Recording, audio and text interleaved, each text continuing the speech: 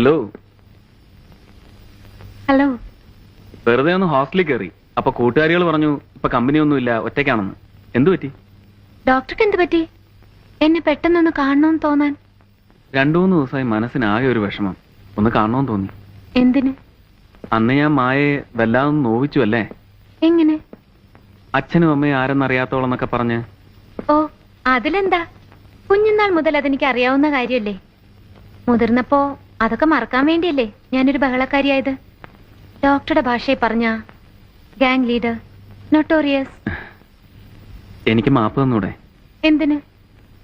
ആരും എന്നോട് അക്കാലത്ത് പറഞ്ഞു മായയുടെ അച്ഛനും അമ്മയൊക്കെ കാനഡയിലാണ്, വന്നിട്ടേ ഇല്ല, പണം മാത്രമേ അയക്കുള്ളൂ എന്നൊക്കെ. അതുകൊണ്ടാണ് ഞാൻ അന്നങ്ങനെ ഹേർട്ട് ചെയ്തത്. ശരിക്കും മായയുടെ സ്ഥിതി ഇതാണെന്ന് അറിഞ്ഞിരുന്നെങ്കിൽ ഞാൻ അങ്ങനൊന്നും പറയില്ലായിരുന്നു. I am sorry. അതിനിപ്പോ എന്താ? അതെനിക്ക് നന്നായില്ലേ. ഡോക്ടർ എന്നെ വാശി പിടിപ്പിച്ചതുകൊണ്ട് ഞാൻ അവരെ കണ്ടുപിടിക്കും. എന്നിട്ട് ഡോക്ടറുടെ മുമ്പിൽ കൊണ്ടുവന്ന് പറയും, ഇതാണ് എന്റെ അമ്മ, ഇതാണ് എന്റെ അച്ഛൻ, ദേ കണ്ടോന്ന്. ഉറപ്പായിട്ടും? ഉറപ്പായിട്ടും.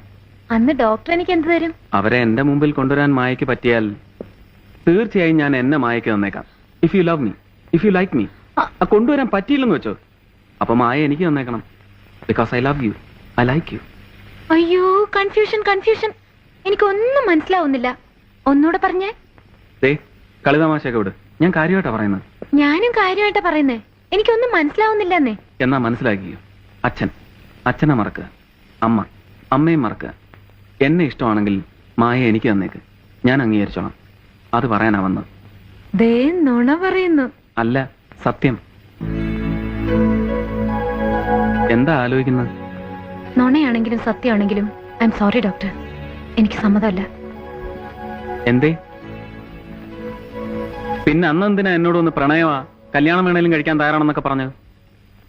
അതന്നല്ലേ. ഇന്നെന്റെ സ്ഥിതി അതല്ലല്ലോ. ഇന്ന് എന്താ കുഴപ്പം? ഇന്ന് എനിക്ക് ഇത്തിരി വാശിയാ.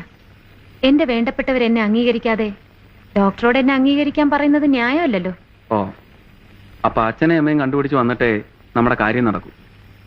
അത്രേ ഉള്ളൂ. ശരി.